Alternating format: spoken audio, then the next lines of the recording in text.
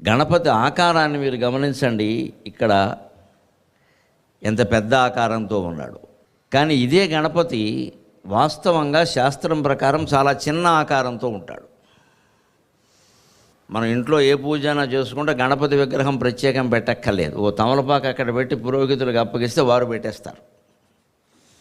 దీనికోసం మళ్ళీ విగ్రహం ఎందుకండి, ఓ శిల్పి కావాలి ఏమిటని ప్రతి పురోహితుడు దేవతా విగ్రహాలకి శిల్పే.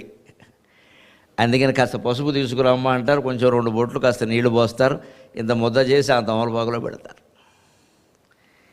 ఆ ఆకారంలోనూ గణపతిని ఆరాధిస్తూ ఉన్నాం, ఈ ఆకారంలోనూ గణపతిని ఆరాధిస్తూ ఉన్నాం. నిజంగా గణపతి ఆకారం ఏమిటో చెప్పాలంటే విశ్వమంతా వ్యాపించినటువంటి ఆకారం.